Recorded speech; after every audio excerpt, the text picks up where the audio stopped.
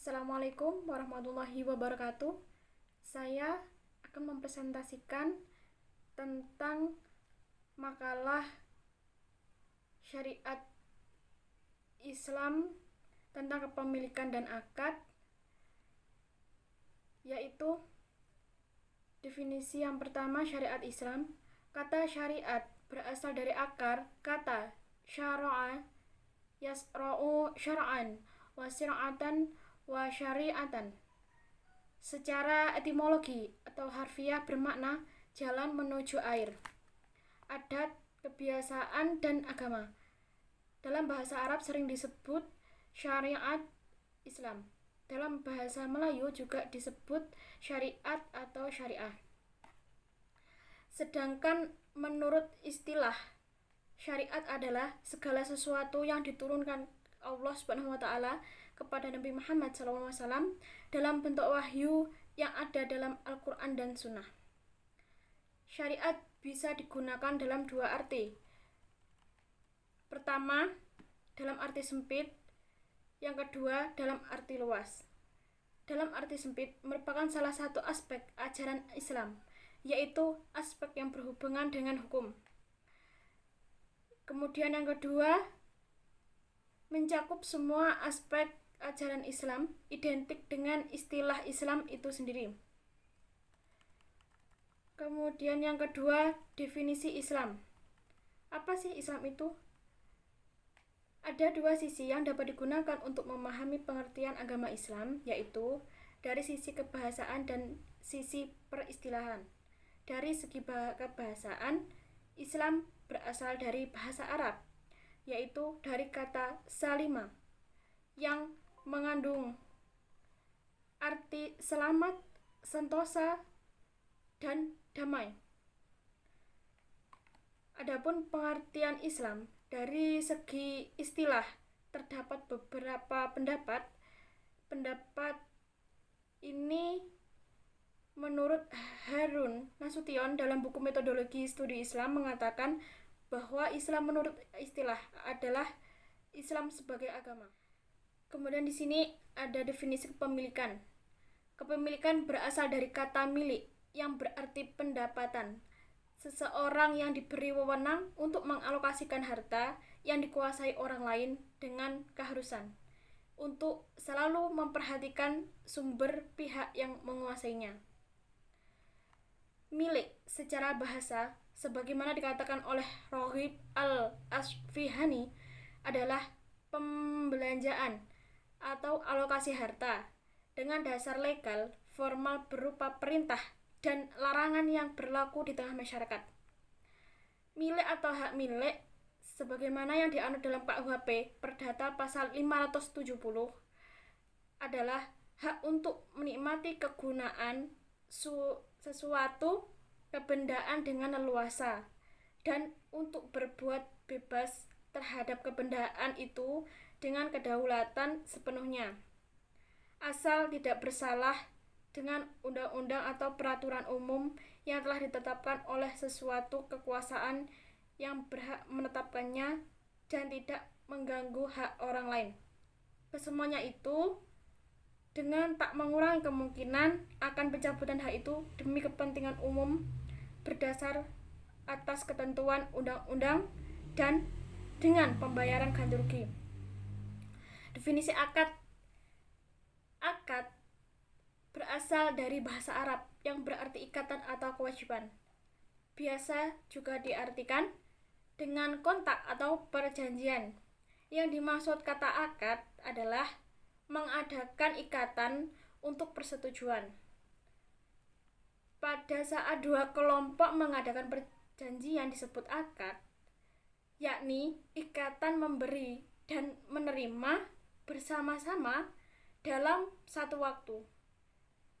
Jadi kebersamaan bersama. Kewajiban yang timbul akibat akad disebut ukut. Pengertian akad menurut bahasa sebagaimana yang dikemukakan oleh Sayyid Sabiq adalah al-aqdu ma'nahu ar-ribdi wa taufiqi. Artinya, akad berarti ikatan dan persetujuan. Sedangkan akad mengikat dua belah pihak yang saling bersepakat, yakni masing-masing pihak terikat untuk melaksanakan kewajiban mereka masing-masing yang telah disepakati terlebih dahulu. Dalam akad, terms and condition-nya sudah ditetapkan secara rinci dan spesifik, sudah well defined. Apabila salah satu kedua pihak yang terlibat dalam kontrak itu tidak dapat memenuhi kewajibannya, maka ia atau mereka menerima sanksi seperti yang telah disepakati dalam akad tersebut. Telah disebutkan sebelumnya bahwa definisi akad adalah pertalian antara ijab dan qabul yang dibenarkan oleh syarak dan menimbulkan akibat hukum terdapat objeknya. Berdasarkan definisi ini, maka dapat diperoleh 3 unsur-unsur yang terkandung dalam akad. Yang pertama, pertalian ijab dan qabul. Yang kedua, dibenarkan oleh syarak. Yang ketiga, mempunyai akibat hukum terdapat objeknya. Assalamualaikum warahmatullahi wabarakatuh. Terima kasih. Sekian dari saya. Assalamualaikum warahmatullahi wabarakatuh. Perkenalkan, nama saya Fakar Syafauddin Al-Burhani, absensi 06. Di sini saya akan menjelaskan yang poin kedua, yaitu adalah akad kepemilikan harta benda, ihyaul mawat, jual beli, khiyar, salam dan hajar. Di sini perlu kita ketahui bahwasanya akad merupakan hubungan keterkaitan antara ijab dan qabul atas yang dikhusus yang dibenarkan oleh syarak atau syariat dan memiliki implikasi hukum tertentu. Sedangkan kemudian untuk akad kepemilikan harta benda, untuk bab pertama yaitu akad kepemilikan harta benda. Di dalam Islam, hakikat kepemilikan secara mutlak berada pada Allah, sedangkan kepemilikan manusia itu bersifat nasab atau temporal atau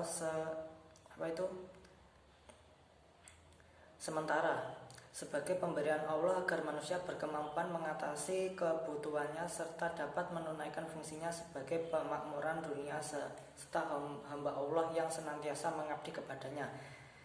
Kemudian adapun ketentuan-ketentuan Al-Quran dan Sunnah mengenai pengaturan kepemilikan kekayaan atau harta benda itu sendiri, ya. Yang pertama adalah pemanfaatan, yang kedua adalah penunaian hak, yang ketiga adalah tidak merugikan pihak lain, yaitu penggunaan milik yang bermanfaat ditunjukkan untuk mendatangkan manfaat atau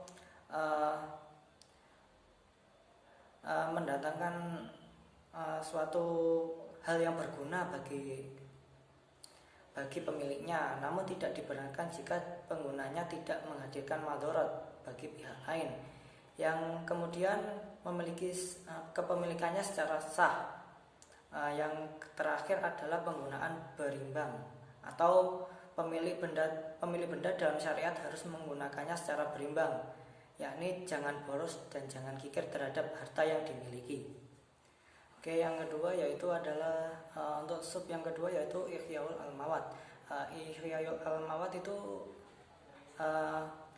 yaitu adalah menghidupkan tanah mati. Nah, di sini bisa dikatakan sebagai ilmu pertanahan. Maksud tanah mati ini adalah tanah yang tidak ada pemiliknya, tidak dimanfaatkan oleh seorang pun. Sedangkan yang dimaksud dengan menghidupkan ialah mengolahnya dan menanaminya, baik dengan tanaman maupun pepohonan atau dengan mendirikan bangunan di atasnya. Ihyaul al-mawat pada dasarnya merupakan konsep yang berkenaan dengan aspek sosioekonomi suatu masyarakat, di mana kehidupan mereka pada dasarnya sangat tergantung pada ketersediaan akan tanah. Tanpa tanah, niscaya mereka akan mengalami kesulitan untuk memenuhi ekonomi kehidupannya. Nah, di sini jadi pada Ihyaul al-mawat itu membahas tentang bagaimana mengenai wilayah atau tanah yang yang dimiliki oleh pemiliknya sendiri. Jika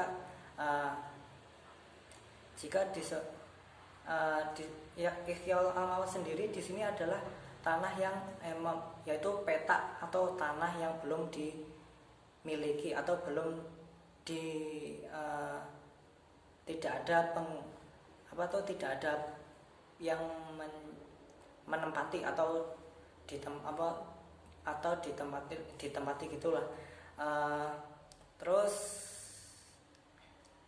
adapun persyaratan yang harus dipenuhi dalam melakukan ihya, di sini Sayyid Sabiq menyebutkan beberapa persyaratan seperti tanah tersebut dikenali atau itibar sebagai tanah mati dan tanah tersebut jauh dari perkampungan atau keramaian.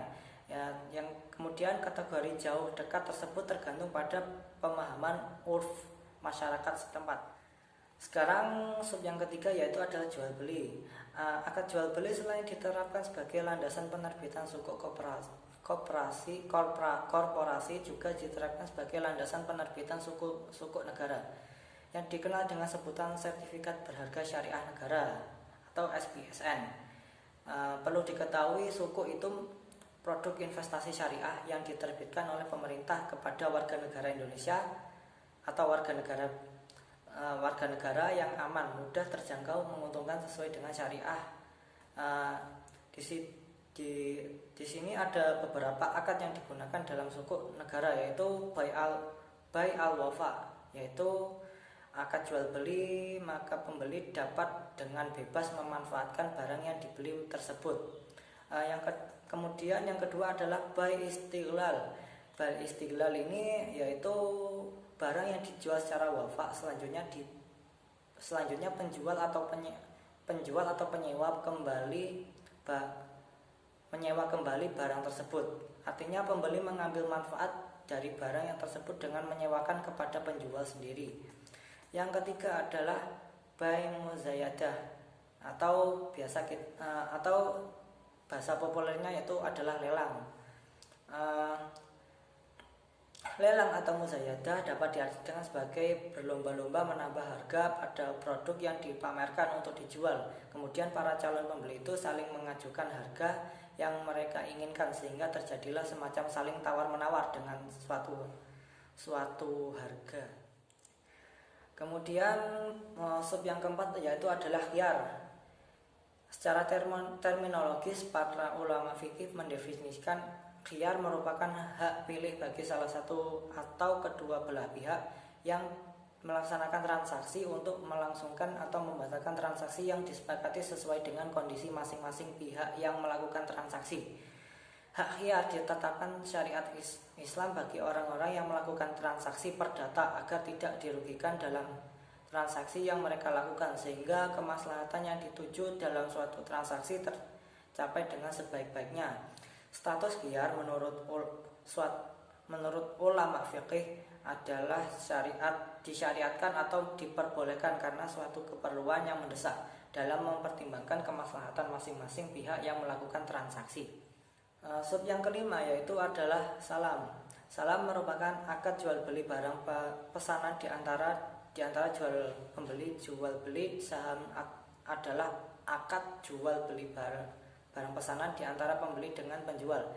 Spesifikasi dan harga barang pesanan harus sudah disepakati di awal akad, sedangkan pembayaran dilakukan di muka secara penuh. Secara bahasa, salam atau salaf bermakna menyegerakan modal dan mengemudikan barang. Jadi salam ini merupakan jual beli pesanan, yakni pembeli membeli barang dengan kriteria tertentu dengan cara menyerahkan uang terlebih dahulu, sementara itu barang diserahkan kemudian pada waktu tertentu. Bisa dikatakan itu sebagai kalau di era sekarang itu belanja online. Nah, kemudian sub yang terakhir adalah hajar. Secara bahasa kata al-hajru berasal dari hajaru yang rujuk hajron yang mempunyai beberapa arti, diantaranya melarang atau mengharamkan, mengeras dan ruangan. Dalam fikih al-hajr dibedakan menjadi dua macam, yaitu pertama pengampuan terhadap diri atau jiwa seperti pengawasan yang dilakukan terhadap anak kecil atau di bawah umur, orang safah atau pandir, dan orang gila demi kemaslahatan mereka sendiri. Kedua, pengawasan terhadap hak orang lain seperti pengawasan terhadap seseorang yang dinyatakan pailit atau bangkrut dalam rangka mencegah orang dan kemungkinan mengelola harta kekayaannya guna melindungi hak-hak kreditur. Sekian dari saya. Bila ada salah katanya saya mohon maaf yang sebesar-besarnya. Billahi taufiq wal hidayah. Wassalamualaikum warahmatullahi wabarakatuh.